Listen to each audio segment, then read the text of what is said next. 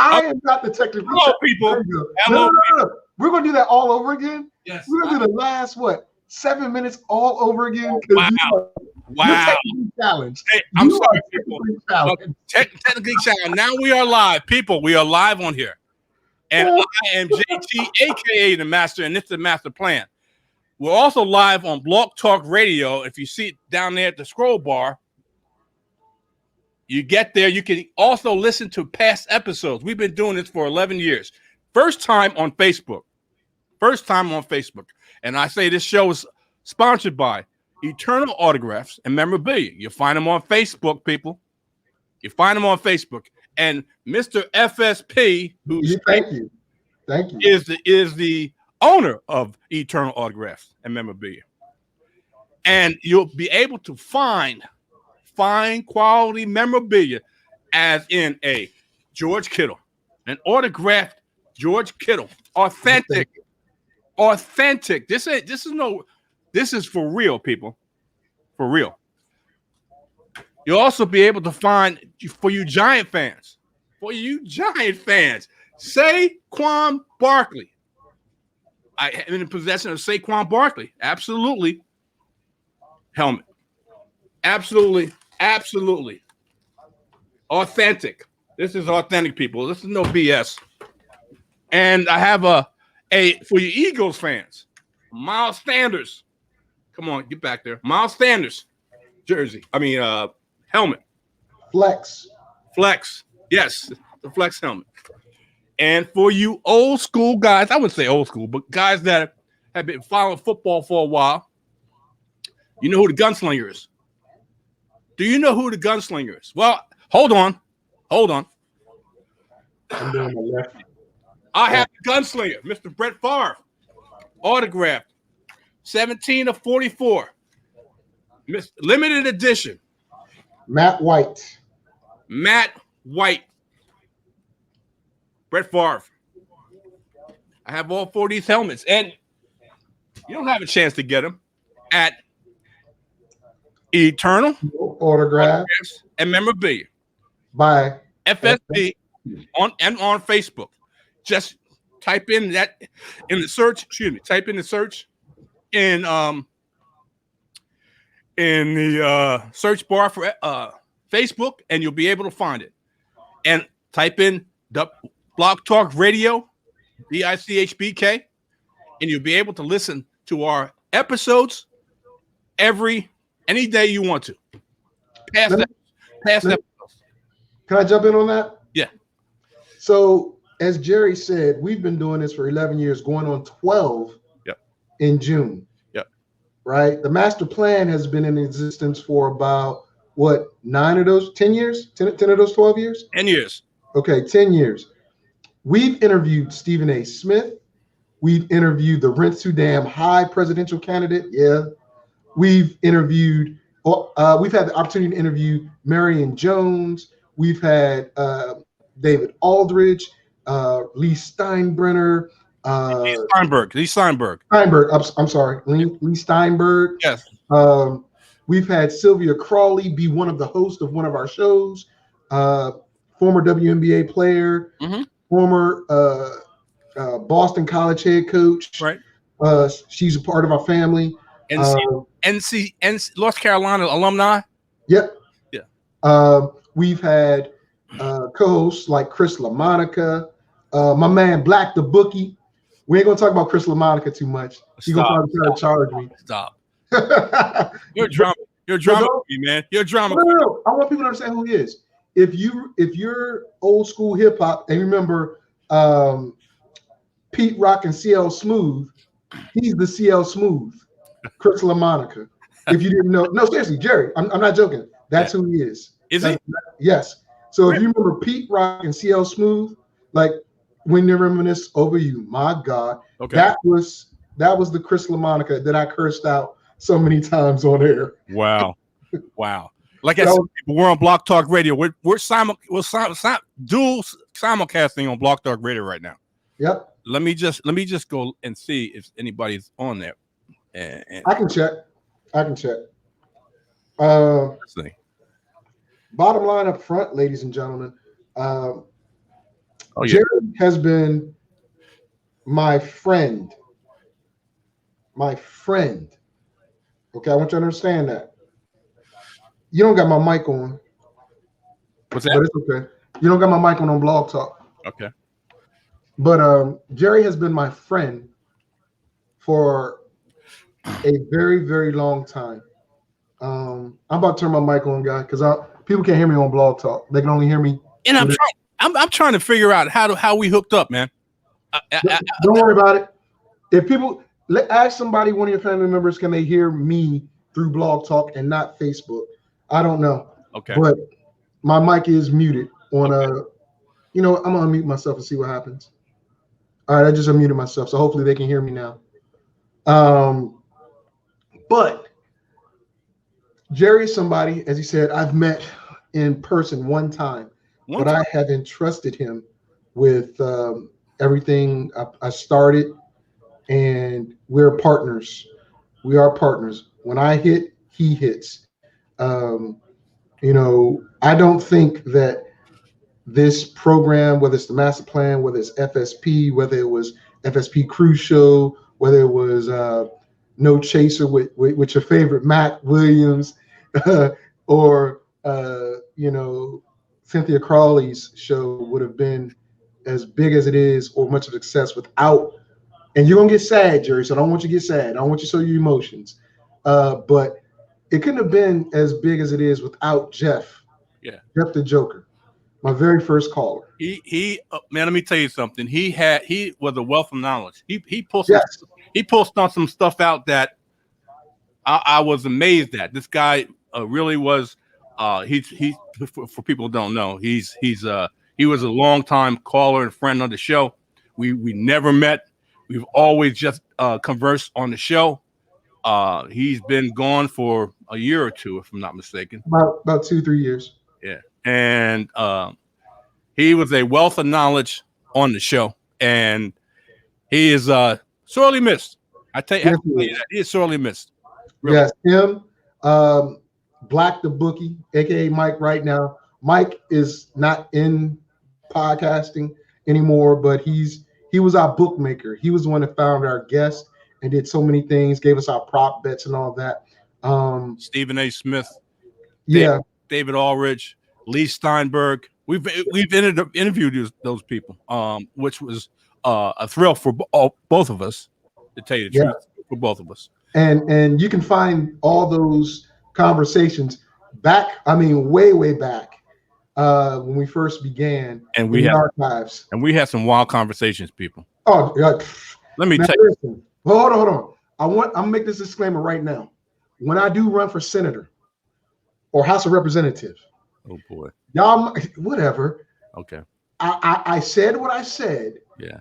And I at the time I meant what I said, and I used some language that I probably shouldn't have used. I got my Bill Clinton finger right now, but I'm trying to be more like Barack. Okay, right. I got some grays, so I'm trying to be like Barack and be nice and cordial, and just like hurt you in other ways. But a vote for me is a vote for JT. Is a vote for the master plan. Is a vote for the FSP show. And and let me tell you, people, the master plan is not the only show we do. He does the show too. I got that right. He does the show too. He does the show too on Saturday, 1 p.m. Eastern Standard Time on Blog Talk Radio. Mr. FSP does the FSP show. We talk about a lot of things, a lot of subject matter. He's kind of limited in what he can say. Oh, what I can say, what I can say. What he can say because of the situation he's in. No, he's not in lockdown. No, people. He's just he's just limited in what he can say. Okay. My show is way off. I mean, I shouldn't say way off. It is way off because I talk about anything. I'll say anything. I won't say anything on Facebook. I don't want to go in jail on Facebook. But I'll do it. I won't do anything, but I'll say a lot and a lot of controversial stuff on Blog Talk Radio. because it's like free. It's free air. I mean, 4-letter words don't really flow that well or much, but it happens. My emotions get high. Yeah. Yeah. My emotions gets high. I'm a passionate guy. Wait a minute. Yeah, that's you. I'm a passionate guy about my opinion, and sometimes it goes off the rails. I must admit it. I must. Yeah. I'm applaud you for that. You have made a giant step by doing this live on air and telling the people that you are flawed and you're crazy. Everybody's flawed. Everyone's flawed, man. Everybody's got their different flaws. My flaw is my passion for. I love football. And your mock draft that you're about to put up. Yeah, I love football. Yeah. Speaking of that, I'm passionate about fantasy football. I talk, walk, speak fantasy football 365 days a year. And this year is not leap year. Otherwise, it would be 366 days I talk and breathe fantasy football. And since we're live and this is fantasy football, you want to be able to win one of these. Oh, here we go. One of these. This is a belt I won in a league that Victor and I are in. And you got to be in the playoffs, Victor. You got to be. Let's not start. Dude. The 1 year I have an off year, I still won 3 titles. Okay. I still won 3 titles just because Wait a minute. All right. You know what? This is your show. I'm gonna let you do your thing. This is your show. People, you see this? You see this number for my 4 fingers? We're in 4 leagues. 4 leagues, people. 4 leagues. This guy. 4 leagues. And Victor only got into the playoffs in one of the 4. One of the 4. But I won several titles this year. None that we were in. You only won. Okay. Did you make? You know what? So what I'm saying is, those leagues you're in were amateur leagues. The 4 leagues that we were in. Oh my! I was in the playoffs in 3 of those 4 leagues. You were in the playoffs in 1 of those 4 leagues. And did you make the playoffs in that? I mean, did you? Were you last or were you second to last? No, I think you were last. Well, hey, it doesn't. Yes, see, like I said, I'm always the type of person thinking about the glass is half full. He's thinking about the glass is half empty. Oh no! You are always the one. Here we go. That wants to say, well, you know, I might not win this year, but I beat you twice. That's Jerry. Jerry. We don't want to go do this now. We're live on Facebook. we're live on Facebook. What are you doing, yo, Wolfman Jack? We're live on Facebook. All right, people. Like I said, the theme of this show is to do a mock draft. 3.0. 3.0. Meaning it's the 3rd month. I do a mock draft each month. I did one the first month of the year, which was January. I followed up in February. And now we're doing one in March. And I know Mr. FSP is going to have something to say about it. I know that. I'll bet your stimulus check on it. And the talk about this. Okay, mock draft. It's a PPR, meaning points per reception for those who don't know fantasy football on here. It's a 12-team league. The normal leagues in fantasy football are usually 12-team. Some are 14, some are 10. For those who play fantasy football, know this. And what I'm going to do is start off with number 12, quite naturally, and then work my way up to number 1. Maybe a surprise along the way. And maybe some guys that Most of these players, not all of them, most of these players are on playoff teams. There's a couple guys on here within the top 5 that were not on playoff teams, but they balled out and were big-time players for their team on fantasy football. One in particular was a surprise, huge surprise. And I probably got him rated, in Victor's opinion, too high, but that's why we talk about this. All right, let's start off with number 12. Here we go. At number 12, people, I have Mr. Tyreek Hill. Things really open up at this pick, but I believe Tyreek Hill's probably an obvious first rounder. No. He finished as the wide receiver 2 in total on average fantasy points in 2020. And in his 4-year run as wide receiver 6, 9, and 2, he averaged fantasy points per game in 21 and 7. He had 21-plus point games in 2020. And the Chiefs' offense is showing no signs of slowing down. Speed kills. I've always said this, and I believe Mr. Tyreek Hill, they call him the cheetah, is number 12 on my hit list. What's your thoughts, Mr. FSP? So I'm going to show you where you're flawed. And ladies and gentlemen, listen to what he just said. I want you to listen to what he just said. What did I just say? He gave you analytical numbers. I'm gonna move close to the camera so you can see the seriousness of my face and how good I look. Oh boy. Here we go. 6, 6, 9, 2. Ranked as a receiver. That is not overall. So what you're telling me is 5 other receivers, 8 other receivers, and only 1 other receiver at one time was above him.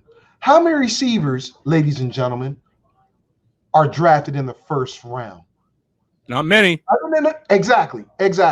You have this man at number 12 in the first round, which also would state, based upon your analytical numbers, that you have on average maybe 6 to 7 receivers in your top 12, which I know you do not. No, I don't. Therefore, hey, this is flawed. This is my draft. It may be flawed. I told you I wasn't a perfect person. Well, we knew that, but I'm just gonna. You're lucky I'm not at home and I can't show all the memorabilia and the belts I got. You're lucky I'm on the road, guy. You are so lucky. But the point is, Tyreek Hill is a very good receiver. I agree with you at that, but nowhere near, in my opinion. Let me ask you something. Go ahead. Go ahead. How many, on average, games are played in fantasy football regular season? This in the past, in regular season, about 13 games. 13 games. Yeah. Tyreek Hill had 7 21-plus points games in 2020. 1 year. 7. 1 year. 7. 1 year. 7. That's okay. Over half the time he was putting up 20-plus points. Okay, playoffs. 21. I'm not worried about the playoffs. You are, if you win in the regular season, it matters not, because every record is 0-0 once the playoff starts. But you got to get into playoffs. Okay. Guy, you can be the worst team to make the playoffs. Four leagues. 4 leagues. You only make the playoffs once. Come on, hello. Okay, you know what? Okay, we can talk about our inadequacies, because we can talk about the 2 years that you totally stunk at your running backs. We can do that. Oh. Yeah. You want to talk about the past? Now you want to talk about the negative stuff here. Come on. The negative. Stop it. Okay, go ahead with yours, because my number 12 my number 12, if I'm going to put a receiver at number 12, that person's probably going to be like, no joke, it'll probably be a Julio or a Michael Thomas. Okay. I said it would be like. I didn't say that's who it would be. All right. I would say it would be someone like that. Okay. All right. With my number 11th pick in my fantasy football mock draft 3.0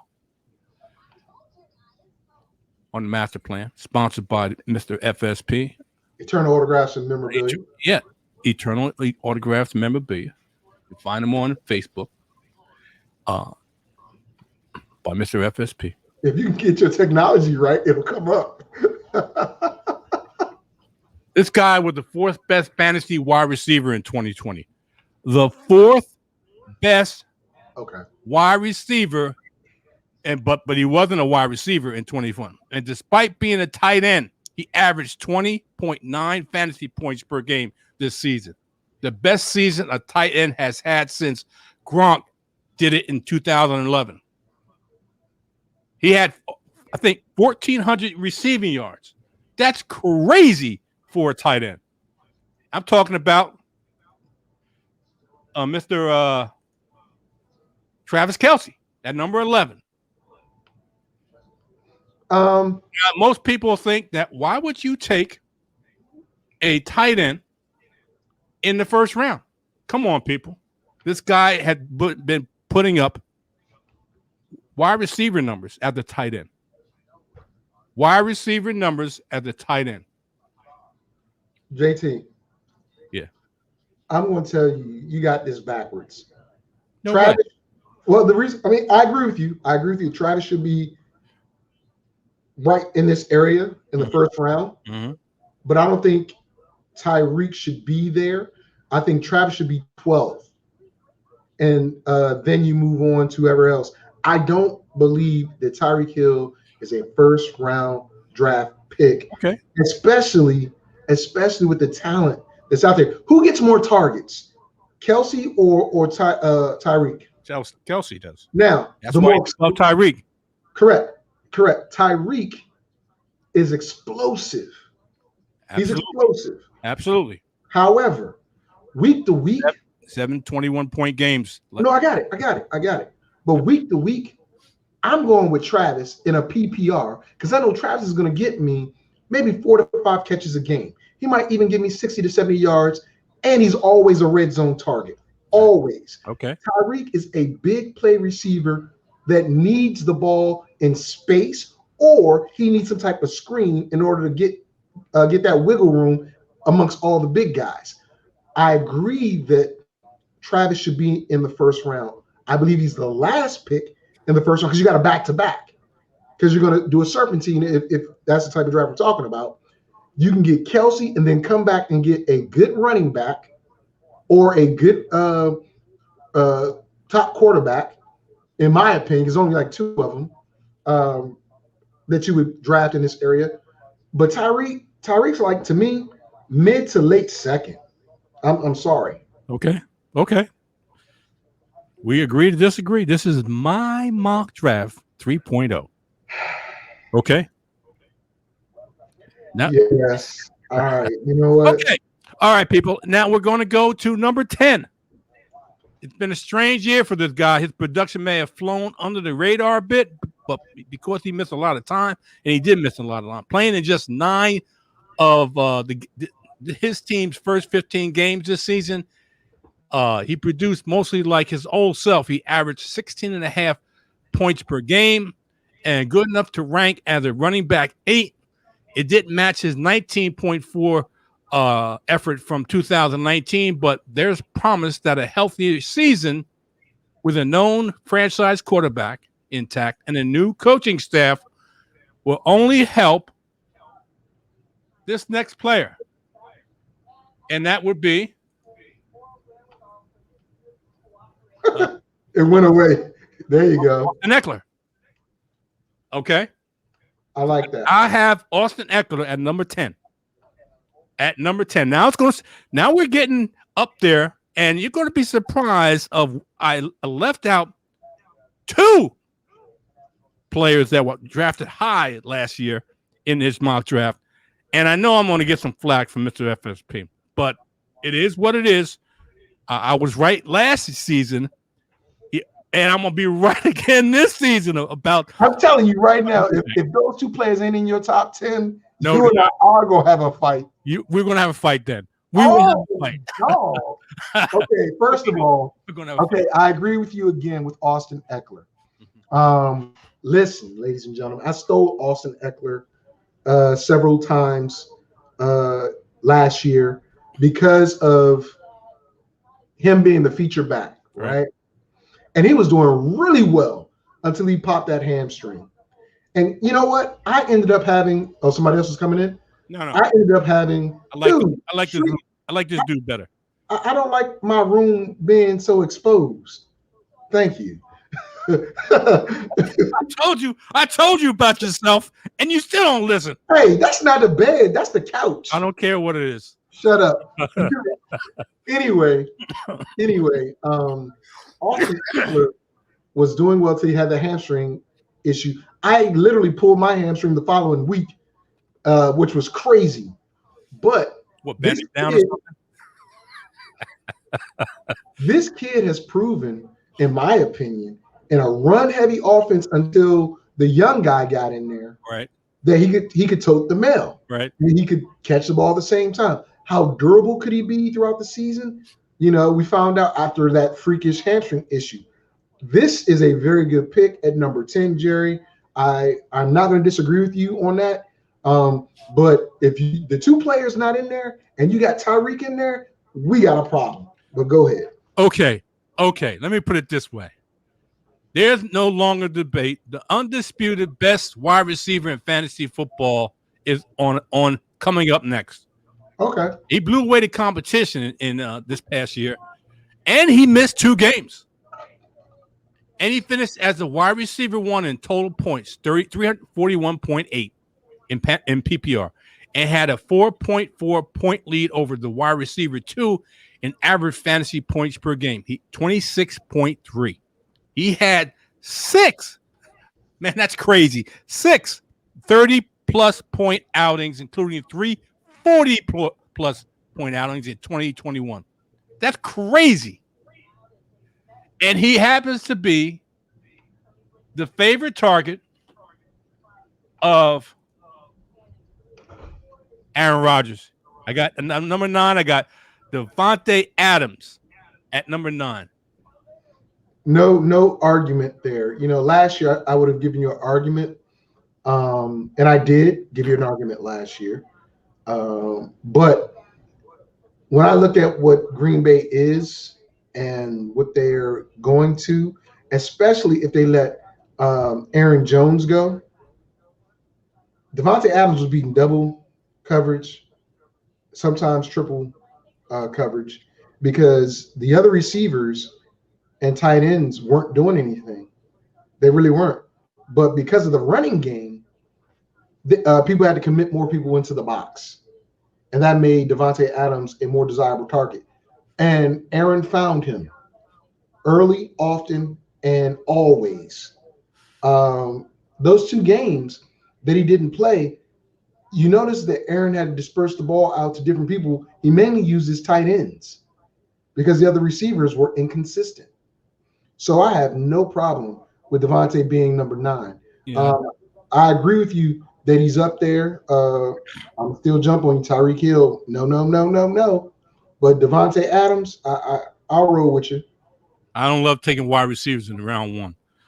You got 2 of them in your mock draft. Look, like I said, I don't love taking wide receivers in round 1. This is my second one in the first round. And my last one. And I'm telling you, it's my last one in the first round. Okay, well, you still got 2 in there. And I have 2.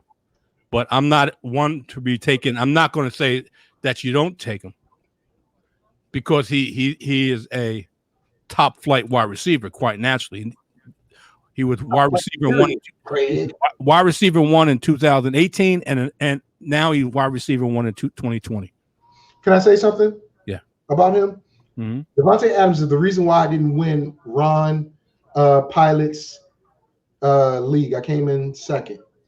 Okay. I had the best man, and the fact that Josh Allen got pulled out of the game I'm glad he did. with one freaking all he needed was one more touchdown, and he was going to get it. He was going to get it. So a half a point is what got me this. well, that's my point. And you were a benefit of that situation. That's why I brought it up. Yeah. That because Allen was pulled before he could get that one more touchdown or 7 more points. Yeah. Or I only really need like 6 points. You get a title, I lose a title. Oh, how sweet is that? Devontae Adams was on that other team. They pushed my opponent over the top. So okay, this next guy, I know. Well, I'm not sure how he's going to feel about this. mm-hmm. He started off. It was a rookie last season. He started off he started off pretty slow, and he had a late season surge after many fantasy managers had buyer's remorse earlier in the season. From weeks 11 to weeks 16, this player, Jonathan Taylor, averaged 21.5 points per game. He's definitely come out as the undisputed top back for Indianapolis, and should only see his role grow in 2021 because now they know, and now he knows. When I say they, I'm talking about Indianapolis and the coaching staff knows what he can do. I don't care if Phillip Rivers isn't there. Taylor has been more serviceable as a pass catcher and has a nose for the end zone and will continue to be a featured piece of the Colts offense you can trust in any matchup. Now, I put him ahead of Davante Adams because I think he's going to be an extremely valuable piece at going forward in the 2021 season. And I like this spot for him. He's not too high, and he's just basically on the lower part of the draft. And I think it's a good spot for Jonathan Taylor. What's your thoughts? I think you need to move him to 12. And Austin Eckler is better than Jonathan right now. Now, hear me out. You have Carson Wentz in that system now. You know it's going to be run heavy because that's what Wright likes to do. Mm-hmm. Double tight end, triple tight end. We don't know if T.Y. is coming back, so you're going to rely on Pascal and Pittman to be the receivers, right? I'm not a fan of Pittman, man. Well, I know you're not. But to me, he's also got to compete with, not for starting, because I think he's going to start, but Marlon Mack is serviceable, right? And my other guy, I forgot his name, but even when this time frame you're talking about, 11 and 16, that other back was still getting touches. So I would put him at the back end of the first round as a good steal in replacement of Tyreek, because again, we don't know what's going to be the makeup of that offense. We know he's going to get the ball. We don't know what type of sharing he's going to have to do with the other 2 remaining running backs, though. Mm-hmm. That's why I wouldn't put him. Well, I don't think he's going. I think they're going to use him a lot more than a. He's more than a 2-down back. But you still got Marlon Mack coming back, and you still got old boy that can catch the ball out the backfield. I don't know how much Marlon Mack's going to be effective. He had a torn Achilles, man. You got Naheem Hines also. Yeah, Hines. I think he's going to be a chain of pace, and they're just going to throw him in there just to give Jonathan Taylor a breather. I don't think that they're going to be using him as much because they want to be able to get the most out of Jonathan Taylor in this offense, and to do that, he has to be in there on a consistent basis. So more of a consistent basis. But I wouldn't put him above the people you put him above, though. That's my point. I would not put him above the people you put him above. 21.5 points between week 11 to week 16, man. That's big numbers. That's That's no numbers to scoff about. You I'm 20. not. I'm not saying that. I'm not saying that. What I'm saying is Jonathan Taylor is a very talented. We both agreed he was going to be a very talented back coming out of Wisconsin. He got my namesake, of course. So, yeah, narcissist. So when we look at what he did in college, and what he did late in the season, I'm looking at a situation where I want to protect Carson Wentz, and I want to make sure that we have a strong offense because I don't know who my other receiver is going to be. They might even draft a receiver. I don't know. But to me, I'm not going to put all my eggs on that kid as my first round pick at number 8. Not without a surefire way to get me another running back. Follow. That's what I said. At 12, to me, he makes sense at 12 because that's almost a second. I mean, pretty much a second round, but I can always package him with another player that's going to guarantee me some points. So that's the only issue I have with it. Okay. And this show, like I said, you can hear us on Block Talk Radio, just going down in the scroll bar down below there. And you also see this show is sponsored by Eternal Autographs and Memorabilia. You'll find them on Facebook. And Mr. FSP is the owner of the Eternal Autographs and Memorabilia. You find them find spots like I said, George Kittle, Saquon Barkley. Yeah, move it. Yeah, I know. Saquon Barkley. And over. There you go. Yeah. Turn around. Saquon Barkley. Okay. This is authentic. And it's autographed. You gotta show the autograph though. Right there. Right there. It's autographed. At the Eternal Autographs and Memorabilia. Find them on Facebook. Oh, let's get back. One more thing, Jerry. Yeah. Ladies and gentlemen, I'm gonna come close to the camera now. Oh boy. Please, you know what, Jerry? Whatever. Please come participate so Jerry can stop winning. I love Jerry. I really do. But I'm so tired of sending him stuff because he wins. I mean, oh my God. It's like he's got a horseshoe somewhere. You know where. But I'm like, I love the man, but I don't want anybody to think that this isn't an honest operation. Absolutely. Because he's my co-host, but he wins. And I'm like, oh my God. So please, Eternal Autographs and Memorabilia on Facebook. We have something going on right now where you can, there's a treasure trove of items. If you're into baseball, we have jerseys for baseball, football jerseys, graded basketball and baseball cards. I got something you want, Jerry. Giancarlo Stanton. Yes, I got some from Giancarlo. I've got helmets, authentic helmets. Justin Jefferson, if you want it. You like Tiger Woods and Michael Jordan? Got something for that. You like the Dallas Cowboys? Can't stand them, but I got something there too. Come take a look. Let's have a little fun and stop Jerry from winning everything. Please. Anyway, okay. Back to our regularly scheduled program. We're doing the mock draft. We're up to 8 at Jonathan Taylor. We had Jonathan Taylor at 8, Devontae Adams at 9, Austin Eckler at 10, Travis Kelce at 11, and Tyreek Hill at 12. Now, this next guy is a pending free agent. He's a no doubt top 6 pick. I have him at 7.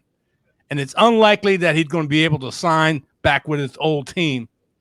So if the Packers elect to go cheap and re-sign another running back to pair with the once rookie A.J. Dillon, then Aaron Jones. You went backwards. There it is. Aaron Jones is my number 7 pick. He was a running back 4 and finished at 18 and a half fantasy points per game and the running back 5 overall. There's no reason he can't make it a 3rd consecutive season inside the top 5 running backs in 2021, but the possibility of leaving Green Bay forces me to put him down here. And I have him here at number 7. Now, I have him at number 7, but like I've always said, it makes a difference on where he goes, how he's going to get used, what kind of offense he's been going to be put in, what's the offensive philosophy of the head coach / offensive coordinator, or both. Is he going to be in the committee? I mean, he's in the committee right now, but he dominates the carries.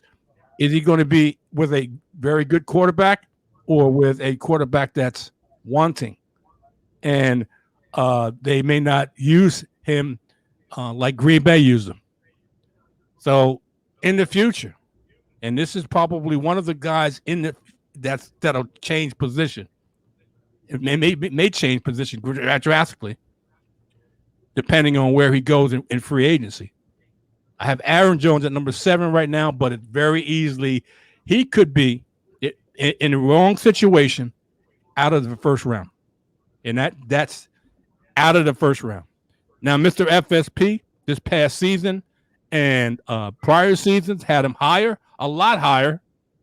In fact, last season, I do believe you told me he was number 1, and I said you were a sorely mistaken young man, and he was not number 1. And people, I'll show you who I had from January until the fantasy football season started at number 1. Okay, can I talk now? And wait a minute. And was poo-pooed about it. Revisionist history. I mean, really poo-poo. I mean, really passionately said I was wrong. It wasn't passive. Oh, come on. I wasn't passive. Yes, I was rather aggressive about saying you were wrong. You were extremely aggressive that I was. And then wrong. I apologized and at the end of the season. Yes, you did. Yes, you did. And the fact is, this guy helped me win a fantasy championship with one of the best, if not the best performance any running back has ever had. Can I talk about Aaron Jones? Since you want to pat yourself on the back, you got bruises. I know you old. You got bruises on your back now. A lot of bruises, man. Go ahead. Go ahead. Okay. I got an exclusive for everybody. Okay. Come here. Got exclusive. I know where Aaron Jones is going to sign. The only place that makes sense for him and the team. It's a song. JD made it. Ludacris was on it. Welcome to Atlanta where the players play and we ride on them things like every day. Big beats hit streets. Listen to me. Aaron Jones fits that Nagy style. Not Nagy, I'm sorry. I forgot the offense coordinator's name that quick. But he fits that system and style of play. Here's why. They took a leap of faith on my boy Todd Gurley. Todd couldn't do it. Todd was consistent last year. He was. Todd had a touchdown every game until after week 8, week 9, whatever it was. You're the weak runner. Yes, but Aaron Jones fits what Atlanta wants to do. Miami is the other place, but Atlanta has what he wants. A quarterback that's proven, a receiver that's proven, a younger team that can build around him, because Matty Ice is not going to be there that much longer, and the ball game is going to end up on Aaron Jones. He's young.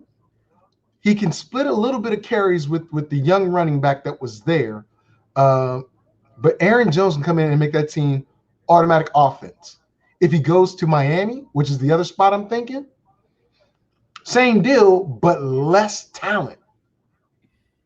on the offensive side of the ball. Aaron Jones is going to Atlanta. If I'm wrong, whatever. But I guarantee if he goes to Atlanta, he's in that top 4, top 5 area with that offense. You can dispute me if you want to, but let's play that game, Jerry. Aaron Jones in Atlanta, Aaron Jones in Miami. He falls out of the first round, in my opinion, if he goes to Miami. He's in the first round and high in the first round if he goes to Atlanta. That's my thoughts. Miami, I don't have faith in Miami's offense. I don't have faith in Miami's offense if it's not run by Ryan Fitzpatrick. I'm not a big Tua fan, and I don't know even though that if it was Tua, then a running back I think would thrive. But I'm not a fan of the coaching staff from being able to use those offensive players effectively outside of Ryan Fitzpatrick being a quarterback for them.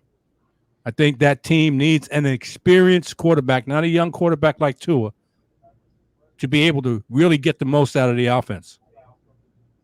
And Atlanta, I do that's a good thought. I do like Atlanta. I think he would fit in Atlanta. Atlanta needs a versatile running back that can run the football and catch it out of the backfield and can get the ball into the end zone when they're in a friend zone. So I do like that the thought that you just gave that Aaron Jones would be a good fit in Hotlanta. All right, let's move on to number 6. It's going to get tricky, people. It's going to get tricky. I can't wait because I know. I'm about to get loud because I already know my 2 players ain't in here. I know. I'm gonna reserve it. He missed a few games this past season, but picked right back up and performed with more consistency than he did in his early portion of the season. Upon his return, his lack of pass catching may be a concern, but being part of a better offense this season has helped spike his touchdown total. He was running back 6 in average fantasy points per game this season with 17.4 after finishing as the running back 10 in that category in 2019.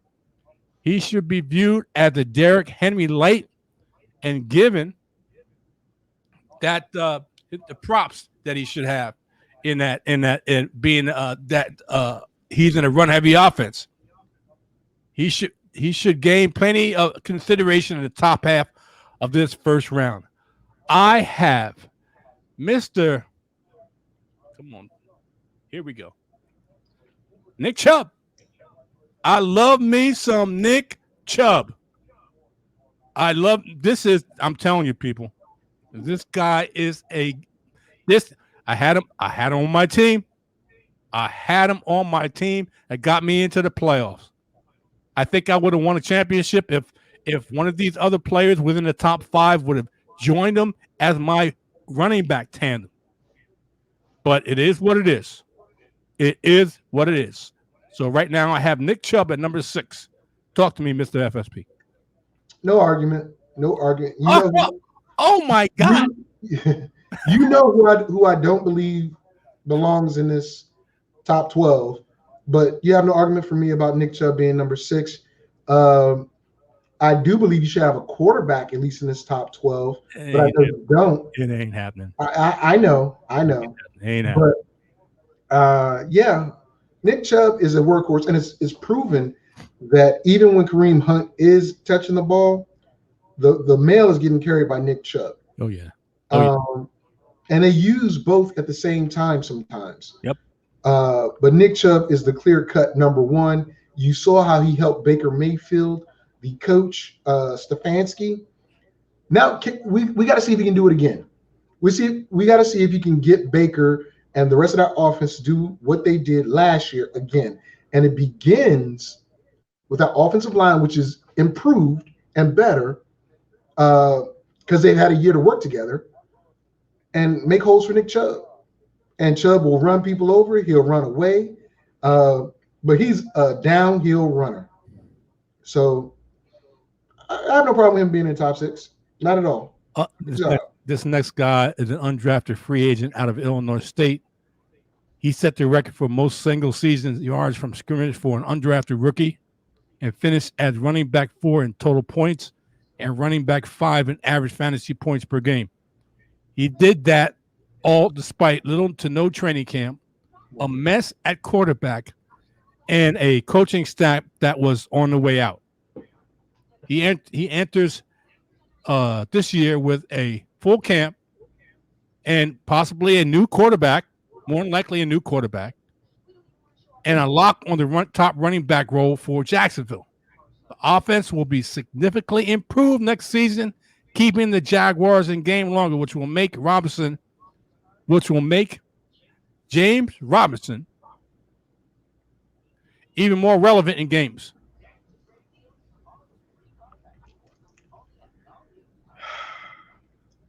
You better close up number 4. I'm surprised you got that person at number 4, but I have James Robinson at number 5. I know I'm start to get some yeah, you about to some clap back, but that's okay. Clap back. Listen, I know you have glaucoma. Oh, stop! And you might have taken some of that whack. Here we go, people. Here we go. No. Listen to me. I'm listening. I'm listening. No running back. I want you to understand what I'm saying. No running back under your boy Gruden has ever been, a top running back. Not one. Now, Robinson, Chenault at receiver, and you're going to have Sonny, Mr. Supposed Trevor Lawrence there, DJ Chark, and a young team. Number 5, above all. Yep. He's a late second. Nowhere near. Yes. Mid to late second. No. Mid to late second. Okay. The reason why is because of what you said. He came in, he did a good job. Then towards the end of the season, he hit a rookie wall. He got hurt, couldn't finish. He didn't finish the season, guy. He did. He was out like the last, 2-3 games, if I'm not mistaken. He didn't play the last 2 or 3 games. So he became less effective, I'm going to say around week 11, week 12, when you're making your playoff push. Quarterback mess. They had a mess at quarterback. They're running. They're going to have a rookie. They're going to have a rookie at quarterback. It all goes as planned. Hold on. Just slow down. Here we go. Getting passionate, but slow down. Go ahead, man. Who got picked last year? All I'm going to tell you is just who got picked last year at number 1? Joe Burrow. So who's to say that he's not another Joe Burrow? Maybe even better. And if you have that quarterback that's able to do the things that you want your quarterback, your franchise quarterback, to do at a rookie, you can shake your head, but I'm gonna tell you why. Once you finish, I fell in love quick with a quarterback last year. You fell in love with a stripper. I felt quickly before other people jumped on the bandwagon. I know on Herbert. I know Justin Herbert. Yes. And who's to say that this kid can't do the same thing? Me.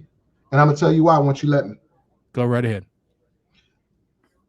I have followed Trevor Lawrence for the past 2 years. Mm-hmm. Right? If you recall, a couple years ago, I gave you my possible top number 1s. I said Justin Herbert should have been number 1. That was the first time we did when we were ranking those persons coming out, those quarterbacks. Right. I said Herbert should be number 1. Then there were some issues up in Oregon, right? Then we went to Tagovailoa, Burrow, so on and so forth. Burrow can throw every ball. Yep. The out, the in, the post, the fade, the go, the China. I call it the China, where it's a slant out. A lot of little things that he can do well. He's a very good decision maker, and he's mobile. Trevor Lawrence, he's a 50-50 ball thrower. His accuracy is not as good as people wanted to make it out to be, but his brain is very good. He has the potential to become a Peyton Manning if he works on his accuracy. Because cerebrally, I think he's up there, which you need as a quarterback. But he wants to put the ball in places that are in danger. Hunter Renfrow made him what he was a couple years ago. Hunter Renfrow went to the Raiders, and he's becoming valuable to that organization because he's helping Carr do what they want Antonio Brown to do, which is be an impact player. That's what he did for Trevor Lawrence. You have a quarterback in Trevor Lawrence that he can make plays when needed, but his consistency is not there. You even saw that when the other guy came in and they lost to Notre Dame, but the game was in such a way that Trevor could have lost that game too. When Trevor came back in the bowl game, you saw what happened in the bowl game. He was back for several weeks before that. They were beating people up. I got it. But when it came to the bowl game, that's the Trevor Lawrence you're going to get. Inconsistent. So you're going to put all that weight on that young running back at number 5. And as I said, Gruden. He had a lot of weight. He had a lot of weight last year. He had a lot of weight last year. I got it. And he was up and down like the stock market. I don't know about that, man. He was consistent. He was very. He was very. I will tell you again. This kid at number 5 is a reach. Okay. I just really believe it's a reach, especially when we're talking about Trevor Lawrence possibly being the quarterback. People, I told you that I'm going to get some clap back on this. I knew it was going to. I didn't give you real clap back. I didn't call you crazy or nothing like that. No, you did. No, you did. And the top 3 guys, the top 4 guys. I understand 2 of them, but I know one of them. I'm gonna put it out there because I know he's not in there. I know he's not in there. He's not even in your top in your draft because of the coach. I already know he ain't in there. They're not even going to feed him anymore. Let me go through this, and then you'll see what I'm going to lay out to you. And it's coming shortly. It's coming. I know who number 4 is. I'm surprised he's number 4, not number 1, because you already showed us. No. You like to just. Well, you're the one that put it up there. Like not to break things up, but that's okay. Spoil things. I got Alvin Kamara number 4 above Nick Chubb. That may be. Wait a minute. Listen. Calm down. And see, young grasshopper is getting all excited. This may surprise some because I did have him at number 1 last year. Oh my God! I did have him at number 1 last year, but with the last offseason, I was all about him being being better, quite a lot better, because he was just the situations of the consensus top 3 picks on most people. I have way more concerns this season because of the quarterback. Now, if there is talk that Mr. Breeze is coming back, then I expect maybe Mr. Kamara will probably be a little higher than I have at number 4.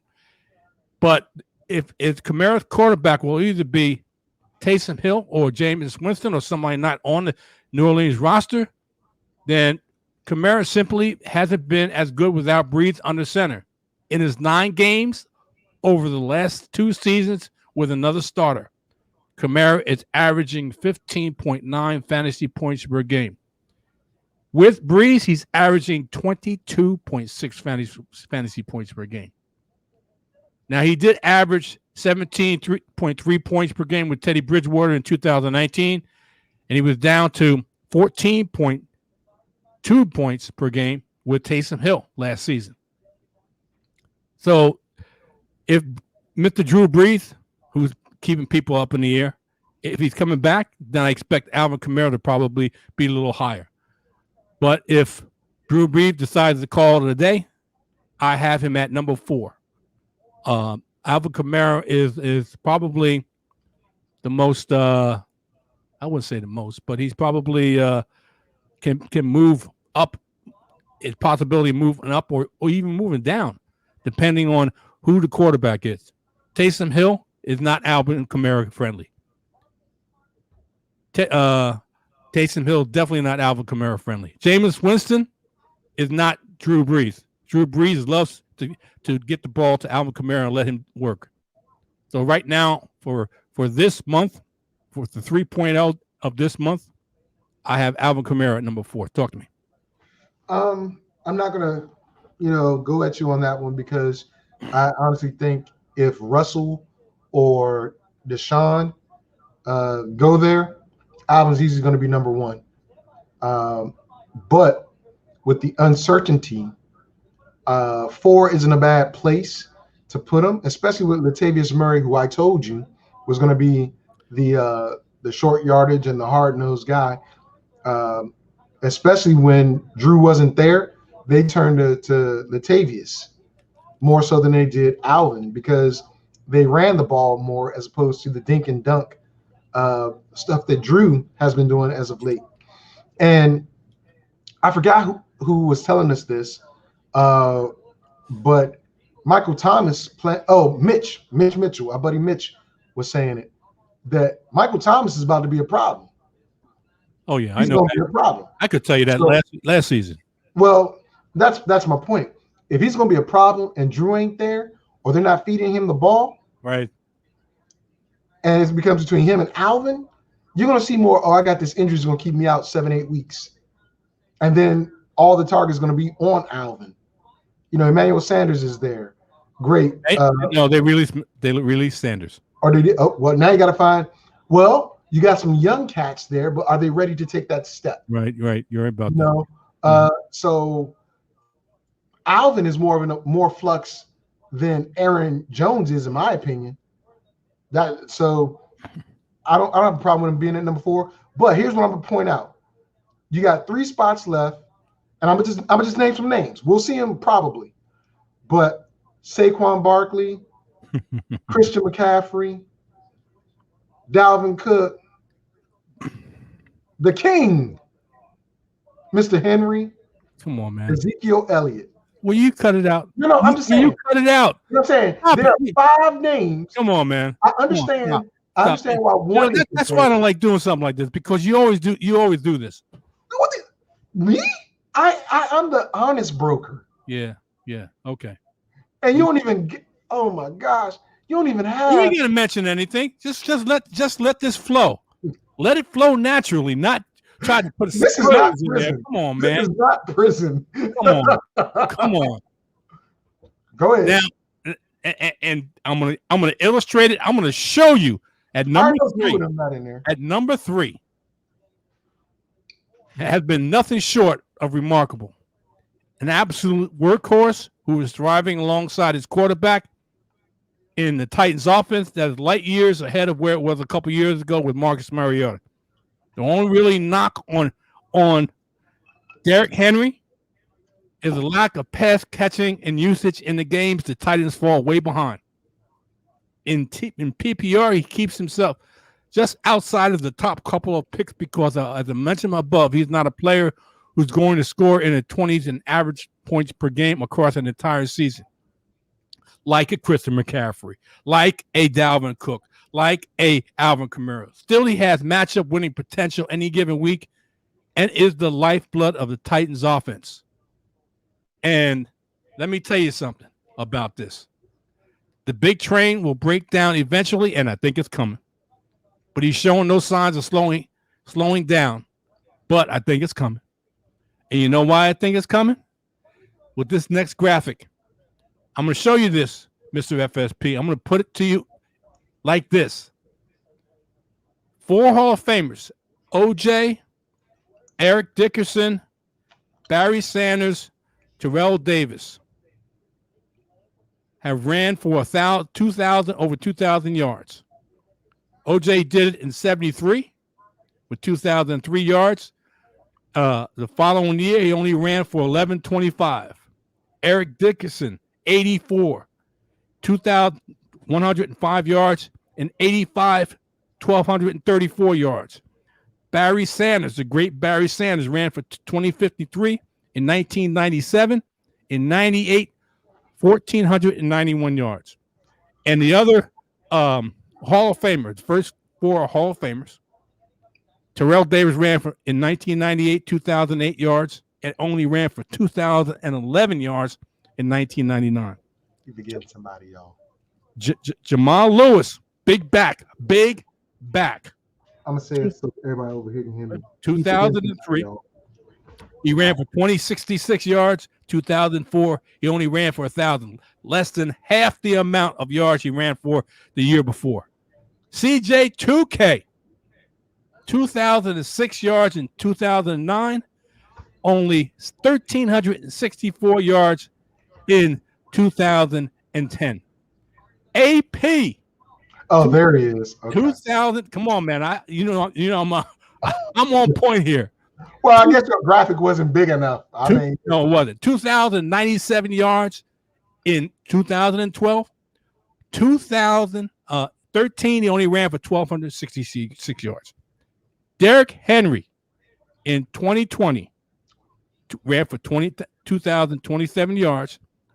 What's he going to do in 2021? He's not going to eclipse 2,000. He's going to. Wait a minute. I'm going to give you a estimate of where Derrick Henry is going to fall in.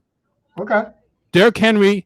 Now, I'm telling people, don't chase the numbers, and don't be surprised if Derrick Henry does what these other backs, 4 Hall of Famers out of eight backs, 4 Hall of Famers and AP right here,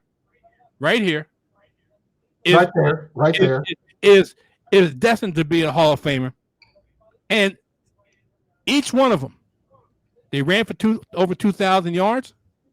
The following year, on average, and this is just rough, just what I see, and I didn't calculate it, but this is what I see: 600 to 800 yards less.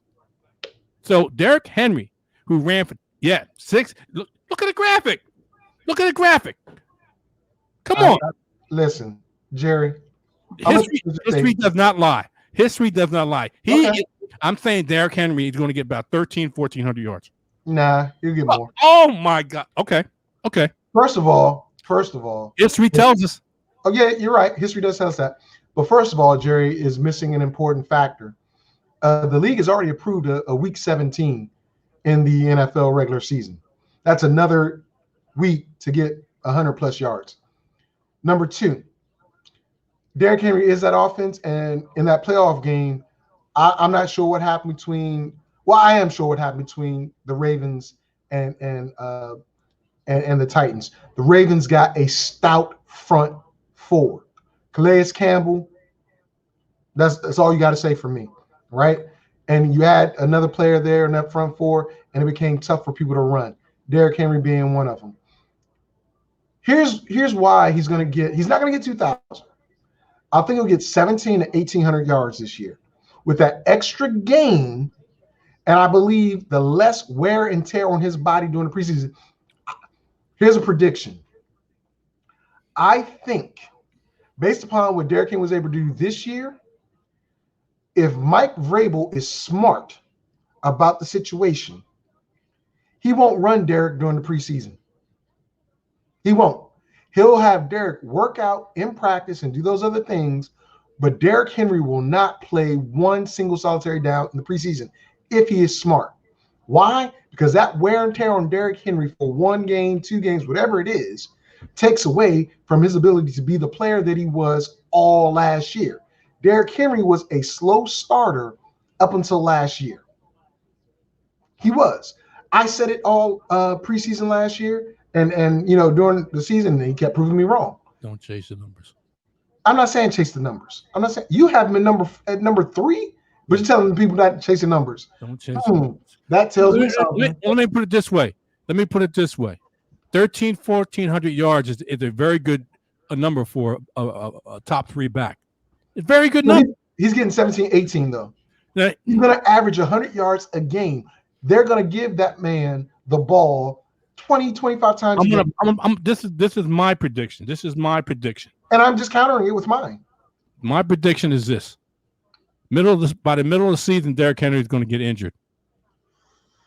Don't you wish that voodoo on him, Ricky Bobby? By the middle of the season. Look, I'm telling you, history repeats itself, especially running backs. He's a big back. He takes a lot of hits. Big back hitting the ground over and over again. He's going to get injured. I'm not going to disagree. I'm not going to disagree with that. But they already have a back in place to spell him from time to time. Not Derrick Henry. I know he's not there. I understand that. And that's why. And Corey Davis was not the guy to be opposite of A.J. Brown. Yeah, he was. Yeah, he was. Yeah, Corey Davis is a very good number 2. Well, he's not there anymore. He's a very good number 2. Not there anymore. Well, but Humphreys and A.J. Brown, in my opinion, and if they get Geno to be the type of tight end Delaney Walker was, you're going to take a lot of pressure off of Derrick Henry. And I think that's what Vrabel wants to do this year.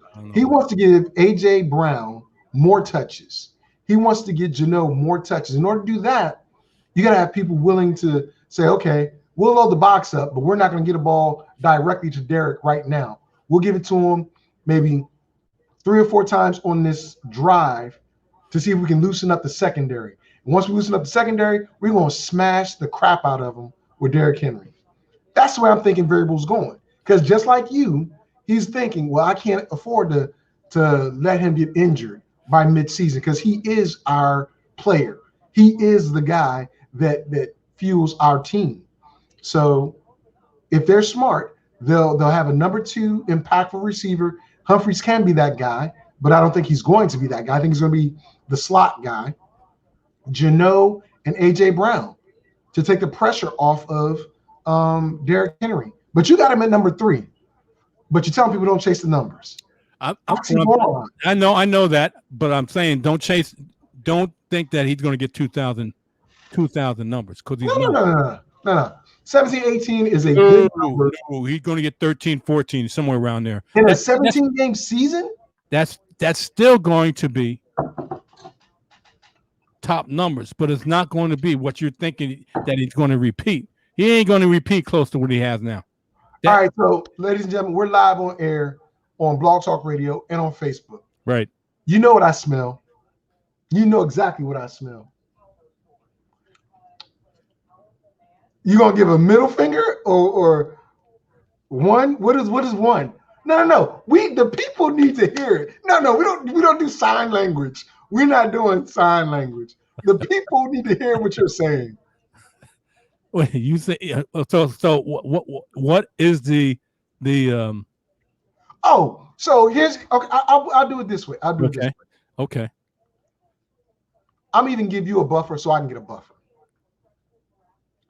1,300 or less is your window. Oh no, that ain't no buffer. You just said he's gonna get 1,300. I thought 1,400 yards. Okay. So give me. I tell you what. I'm about to give you a buffer. You give me 15. You give me 1,500. Give me 1,500. Will you listen and let me finish? Yeah. He doesn't. 1,300. I'll give you 1,350. I'll give you 1,350. No. Just listen. No. 1,350 or less, you win.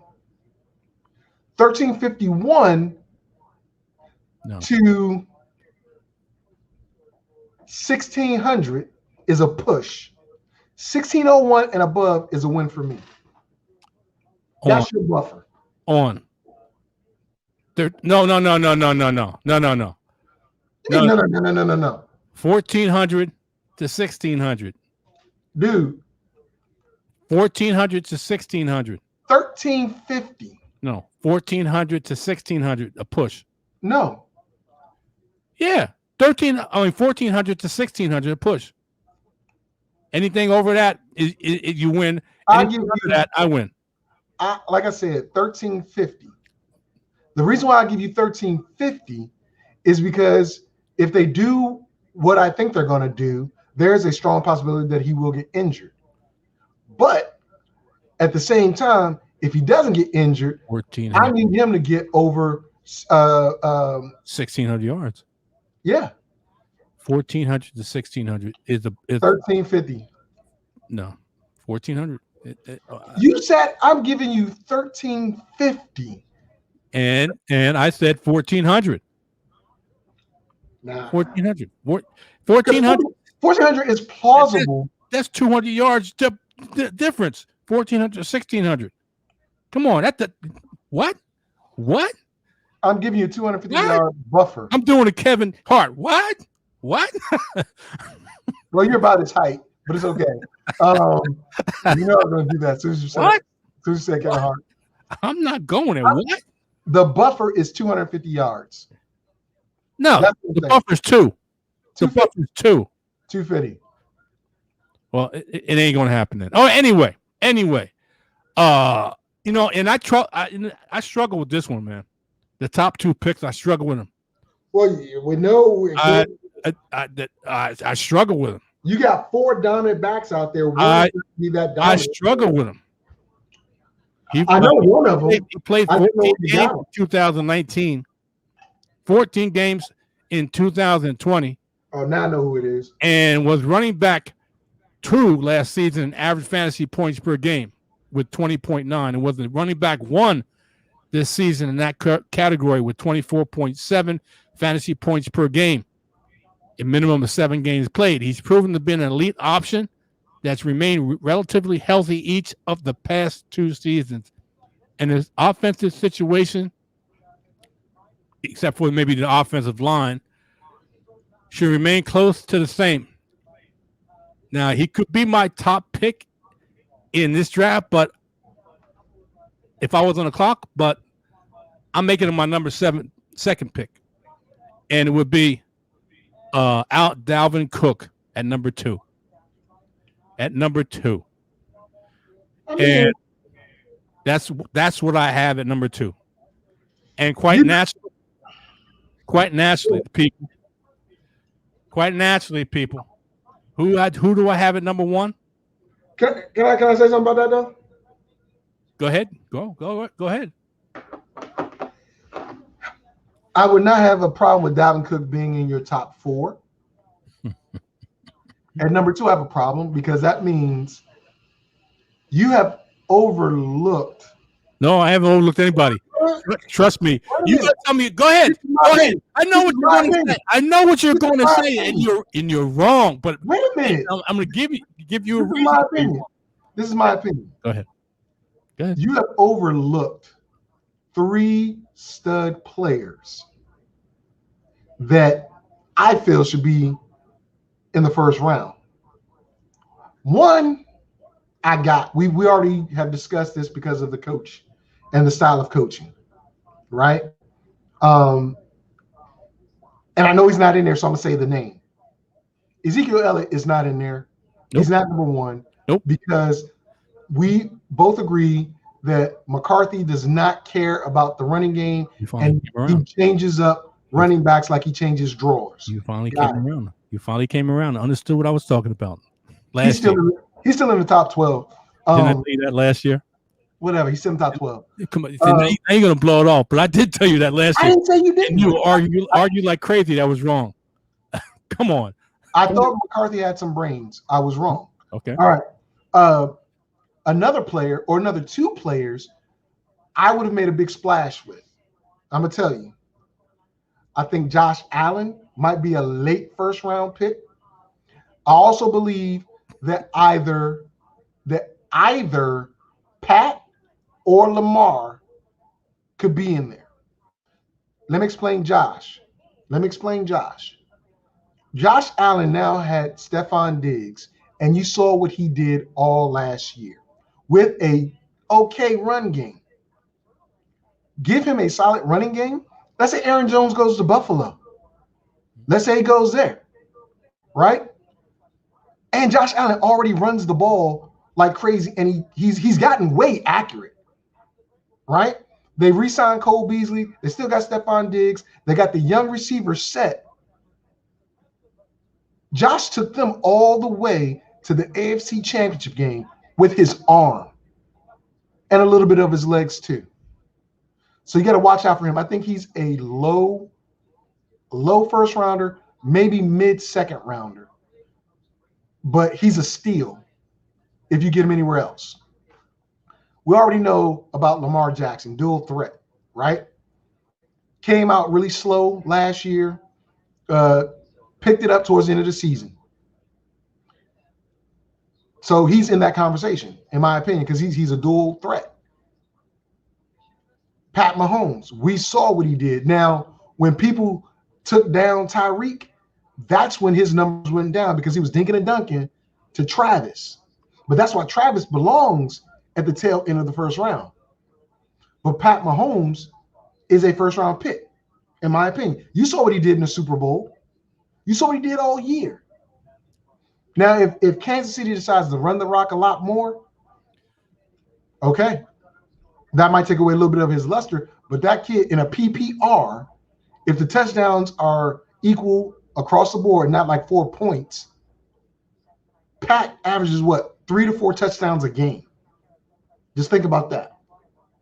Now, the other two, one is probably in there, the other one isn't. But I love me some Saquon, even on that terrible team that he has. And I'm gonna reveal my last, which is the number one, quite naturally, most people. And Christian McCaffrey. And this dude simply doesn't miss games, but he did last year. Okay, it happens. Little nagging injuries, high ankle sprain, a shoulder injury, but nothing major. Nothing major. A lot of them still, despite only playing in 3 games, you can't drop Christian McCaffrey far down. You can't. You can't. CMC, he blew everyone else out of the water by averaging 30.1 points per game, 28.5 points in week 1, 24.8 in week 2, and 37.1 in week 9. The Panthers' offense proved to be more competent this season and will only improve next season with CMC back. I expect Joe Brady to be back to as Carolina's offensive coordinator, and in his last 33 games, Christian McCaffrey is averaging 27.85 fantasy points per game. And that's just crazy. There is no player with more upside than him, and that's period. He has to go in the top as a top pick. That's Christian McCaffrey. I got him number 1. Okay. Now, for you. You also, can I ask you a question real quick? Saquon Barkley fans. Okay. And for you, I don't have a Cowboy. For you Cowboy fans. I got one more running back too, but go ahead. For you Cowboy fans, check this out. I'm not going to put a running back who's had a major, I got to emphasize this as much as I can, a major injury to his knee in the top 12 on a bad team. It ain't happening. It's not happening. Okay. It's not happening. He is not in the top 12. And I could be proven wrong. I don't think so. You will be. Most running backs, just check the history of running backs who had major knee injuries, how effective they are coming back. No, I can't even say AP. Outside of AP, maybe. Coming back the following year and having a really strong year. I can think of one. Jamal Charles, but it's okay. Also, there's one other running back that you neglected to have in your top 12. What's that? And you should have him in your top 12. What's that? Joe Mixon, man.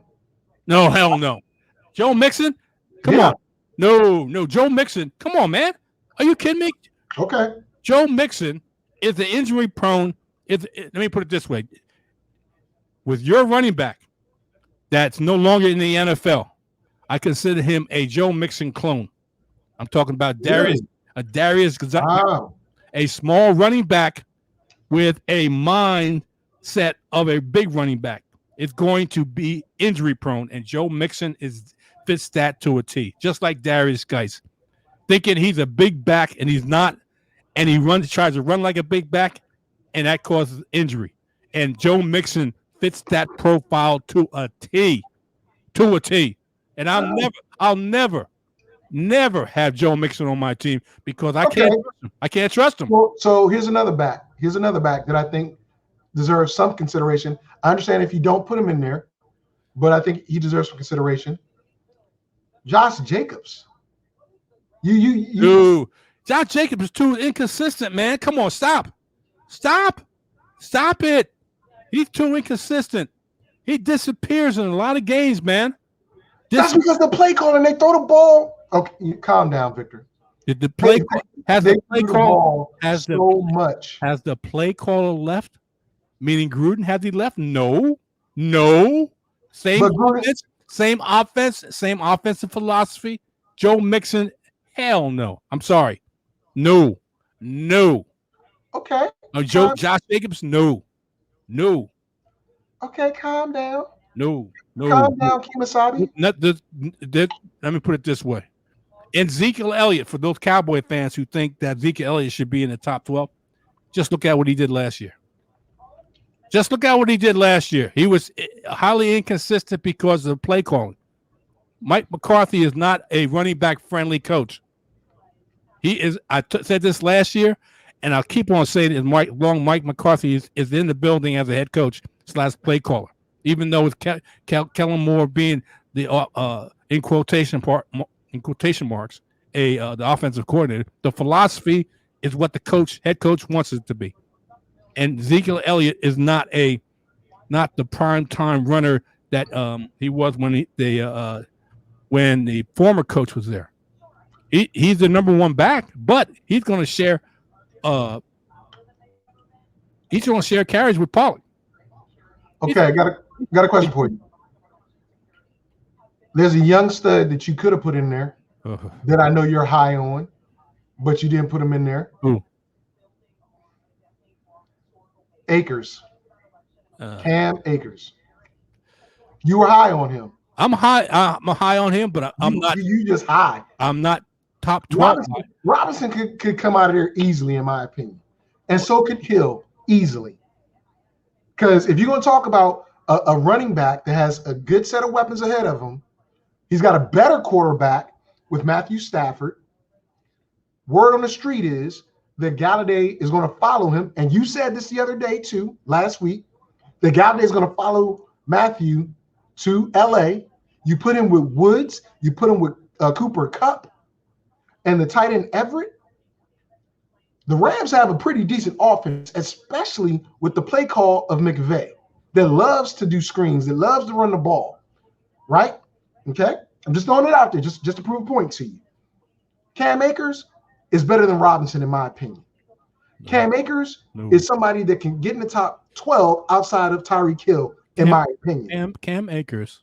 I'm high on Cam Akers, but James Robinson made little out of nothing last season. He made something out of nothing. Something out of nothing last season. He had a mismatch of quarterbacks in and out of that offense with the offense was limited, playing from behind a lot, and he balled out. He balled out. And with the Urban Meyer as the new head coach, who is an offensive-minded coach with a new quarterback who's going to be the number one pick, they're trying to build something there, and they have a good foundation in a running back that proved himself last season with a bad team. Let me put it this way. I told you last season, I'll tell you again this season. I'm not high on running backs that are on bad teams because they try to do too much. But you got him at number 5. Wait a minute. I have him at number 5 because I believe that he'll be able to do what he needs to do to excel in this with this team. Okay, that's the only reason why I believe him, and that's probably I put him at what, number 5. I understand he's at number 5, and that's probably Overall, not running backs, but two. overall. There's 2 picks in within this 12 picks I have in the first round that, in my opinion, could be questioned, heavily questioned. Jonathan Taylor. No, one would be James Robinson at Okay. number 5, and the other one would be Derrick Henry at number 3. And trust me when I say this, history repeats itself when you're a 2,000-yard runner. Be careful. 600 to 800 yards decline the following year. Do I need extra game? Do I With need the to put it extra up? game. Do I need to put it up again? You got the first 4 are Hall of Famers: O.J. Dickerson, Sanders, and Terrell Davis. And look at the production they had the following year. All right, hold up. You got the graphic up, right? Now put the graphic back up. Put it back up. Yeah. OJ, that was a 14-game season. Dickerson, that was a 14-game season. Sanders, 16-game season. 16-game season, 16-game season, 16-game season. And AP 16-game season. Yep. You add another game into the mix at the end of the season where it might, it should count. In my opinion, it should count. And what they're doing is division winners are going to face division winners that week, and so on and so forth. So I'm not sure who the Titans play, who the South plays this year, but they're going to play that division winner twice. Okay? So, or they're going to play them once because they're going to play an entire division. But like Washington's going to play freaking, I think the Chiefs or something like that last game of the season. But that extra game is big. And if they're smart, like I said, if Vrabel is smart, he doesn't use Derrick Henry through the preseason. You let him get a good lather up. You let him get his muscles loose. But he doesn't touch that rock in a real contact, game where they can go for his legs or whatever the case may be. Because that's how you take him down. You got to go at his ankles and gang tackle, or have a stout defensive line. I just believe in my heart of hearts that this 17th game in the winter, no less, is something that's built for these big backs, like your Nick Chubb, your Dalvin Cook, your Derrick Henry, because they're outdoors, except for Cook. Cook is indoors. But we talking about early January in places that get booty butt cold, snow, rain, sleet, whatever, and you got to take on a 225-pound, 240-pound back for a quarter, for a half, for 3/4, for a full game. Derrick Henry will get his money. And I'm telling you, it's a mistake to put Robinson in there at number 5 overall and not put a Saquon, who I got it. He's been injury prone. I got it. The size of the guy's legs and his stature, I got it. There's a problem there. He's not built to last long. Although somebody his same stature was, and that was Barry Sanders. I'm not saying he's at the same level as Barry Sanders. Oh, man. Not saying that. Barry never had a major knee injury, and that was not a light injury. Meaning that was a pretty bad injury, and to come back from that, I'm not putting him in top 12. Let's look at history, though. Let's look at history. The past 4 or 5 years, where running backs have had these ACL tears, they've come back and destroyed people because conventional science said, oh, they're not going to come back. Not the first year. Not the first year. Jamal Charles is the perfect example of that. Not the first year. CJ2K? Not the first year. Not the first year. The second year. AP, for God's sake, came back off of AP. I said, didn't I say with the exception of AP? I just gave you Jamal Charles too, a slender back. Let me put it this way. That ran for almost 2,000 yards. Let me put it this way. Okay. Saquon, and they were on good teams. Both those players were on good teams. Kansas City was not that good. They were okay. They were not that good. Kansas City was a playoff team. Come on, man. Stop. Absolutely. The Giants were on a playoff team, so they're going to try to run the hell out of him, and on a repaired knee. Come on, man. Okay. It's your list, but I'm just saying. I'm not taking that chance. When a top 12 pick, you want consistent numbers. I'm not putting a running back on a bad team that coming off a major knee injury in the top 12 of my draft. That's not happening. That's not happening. Okay. Let me be proven wrong. Let me pick him up in the second round if I can. Most people, because they like the name of Saquon, are going to pick him up in the first round, thinking it's going to be Saquon. He's back. Okay. It's not like Christian McCaffrey, who had minor nagging injuries. And if you saw some workouts on Instagram or whatever, Christian McCaffrey seems like he's in mid-season form. I'm not saying have Saquon in the top. I'm not saying have him in the top. What I'm saying is you can have him in the first round where Robinson is. You can have him where Tyreek is. You can have him where Kelsey is, honestly. But I'm gonna put my chips. If I'm in the back half of that draft, okay, I'm taking a shot at Saquon, knowing what he is capable of, and knowing that I have another pick coming in short order to package with. Not to have him there at all. Nope. And you got Robinson in there at number 5 overall. Yep.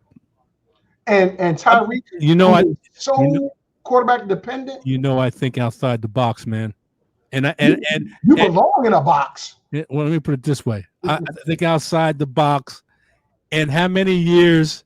I hate to go back this way. How many times have I been? Here we go. How many times? But it's true. How many times have I been proven right? Come on, man.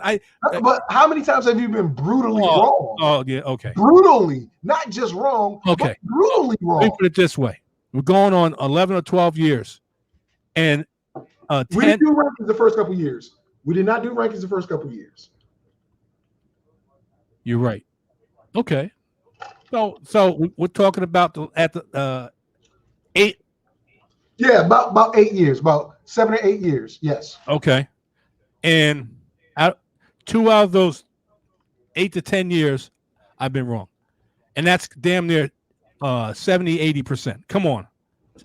Okay. Listen. But when you were wrong, I was wrong.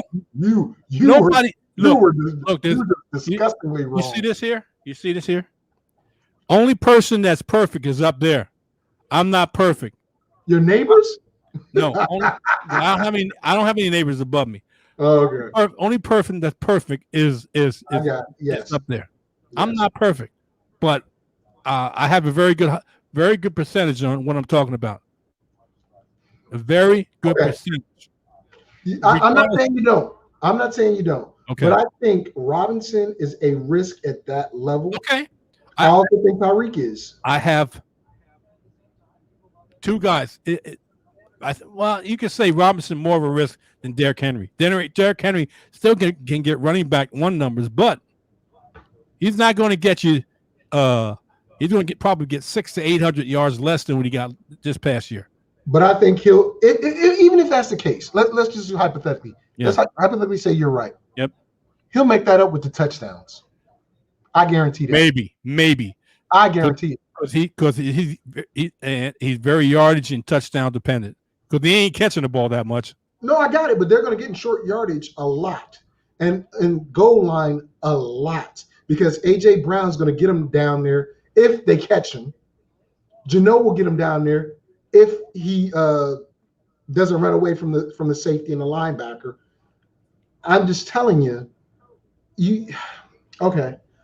Again, this is yours. I'm just, giving you my opinion. I really don't believe that Okay. you. I You're understand. right. I'm not fighting you on it. You How give much me time you your got opinion. left on the show? Okay. All right.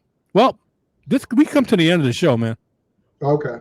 And we way over time, almost an hour and a half, which is fine. But it's been a pleasure, and I want to thank you for joining me on Facebook and being able to see this live, and being the first time we did this on Facebook.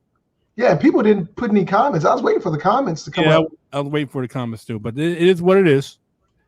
You'll be able to catch this show on Facebook, whatever, because I post it on Facebook, and people will be able to watch it and see my pretty face. All right. Man, that was the funniest thing you said all day. Okay. No, I'm joking. I'm joking. I'm Okay. joking. I want to thank you for joining me. I see how this goes, see how it's received, and we may do this again.